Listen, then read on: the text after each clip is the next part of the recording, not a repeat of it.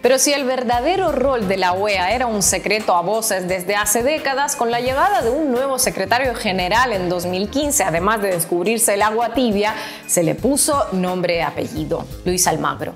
Con el ex canciller uruguayo al frente de la OEA se cumplió aquello de más papista que el Papa.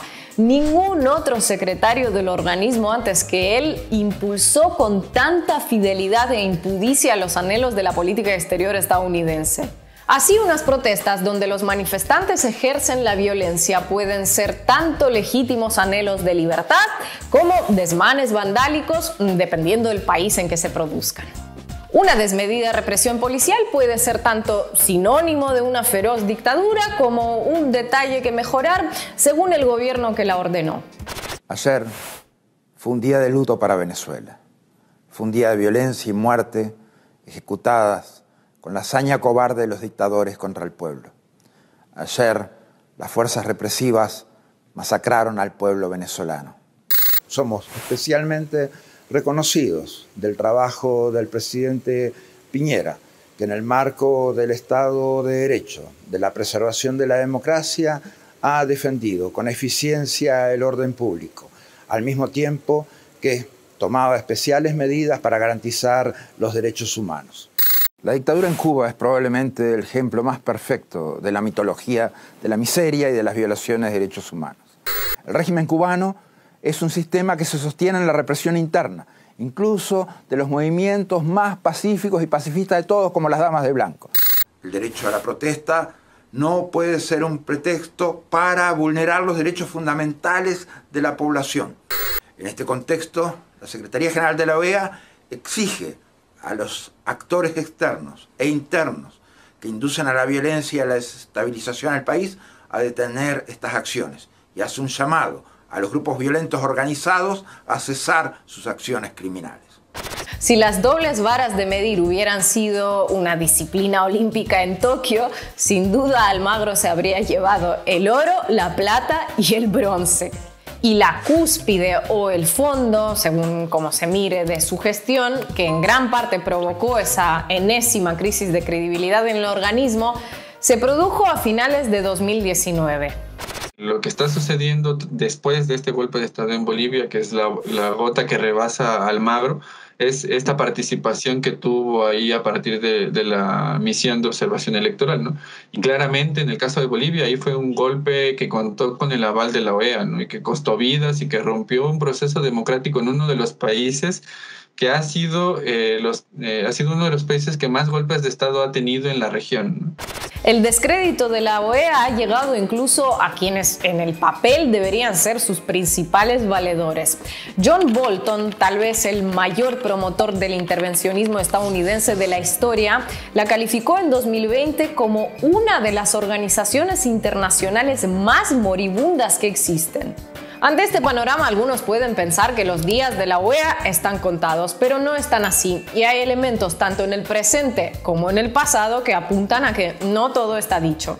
Muchos gobiernos latinoamericanos todavía consideran a la OEA como un ente clave en la estabilidad regional, y así lo manifestaron varias vocerías oficiales, como la de Colombia o Ecuador, al fragor de las polémicas revividas a finales de julio.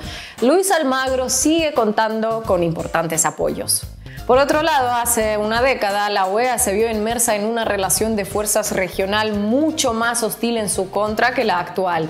Fruto de esa debilidad, en 2009 le llegó a pedir disculpas a Cuba por su expulsión casi 50 años antes y le ofreció retornar al organismo, algo absolutamente impensable en estos momentos. El por entonces presidente venezolano Hugo Chávez, junto a otros mandatarios de la región como Néstor Kirchner, Lula da Silva, Evo Morales, Raúl Castro, Rafael Correa, entre otros, impulsaron la creación de organismos menos dependientes de Washington, como por ejemplo la CELAC, la Comunidad de Estados Latinoamericanos y el Caribe, que incluyó a todos los países de la región, salvo Estados Unidos y Canadá. Pero incluso en este contexto tan desfavorable para los intereses de la OEA, esta logró sobrevivir y pocos años después contraatacar. Sin embargo, en años recientes, el ente tiene muchos motivos de preocupación que enfrentar, y no me refiero al giro ideológico de algunos países como el de México o Perú, ni la recuperación del rumbo anterior tras una breve interrupción como el caso de Bolivia o Argentina, ni la resistencia contra muchos pronósticos de Venezuela, no. Me refiero a que hoy en Latinoamérica hay algo que hace 10 años no había: una persistente serie de estallidos sociales, algunos previsibles y otros bastante menos, en países aliados de Washington.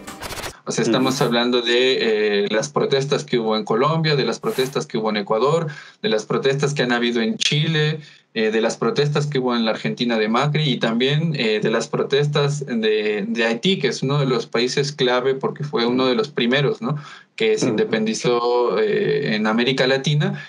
Además, la coincidencia de que varias naciones latinoamericanas hayan cumplido o estén a punto de cumplir el bicentenario de sus independencias en estos años puede hacer que se replanteen las relaciones que han mantenido entre sí con respecto a Estados Unidos a lo largo de los últimos 2 siglos. No olvidemos que casi al mismo tiempo que nuestros países se fueron independizando de España y de otras naciones europeas, fue emergiendo en este continente la nueva metrópoli de dominación hegemónica. Ya es momento de una nueva convivencia entre todos los países de América, porque el modelo impuesto hace más de 2 siglos está agotado, no tiene futuro ni salida, ya no beneficia a nadie. Este corte de caja que hace la región en este año, en el cual varios países cumplen 200 años de historia independiente y de vida republicana, sí es un momento histórico en el cual invita a la reflexión de la forma en la cual América Latina se ha vinculado con el mundo y la forma en la cual la misma región se concibe a sí misma. Aún así, con un panorama regional tan alborotado, la creación de nuevos organismos no parece fácil, pero el fortalecimiento de la CELAC y otros organismos de corte similar que se crearon para contrarrestar la influencia de Washington en la región sí parece perfectamente viable. Y el fortalecimiento o debilitamiento de Latinoamérica como una unidad o identidad cultural, social o económica siempre ha marchado en paralelo, pero de manera inversamente proporcional a los momentos de debilidad o fortalecimiento de la OEA.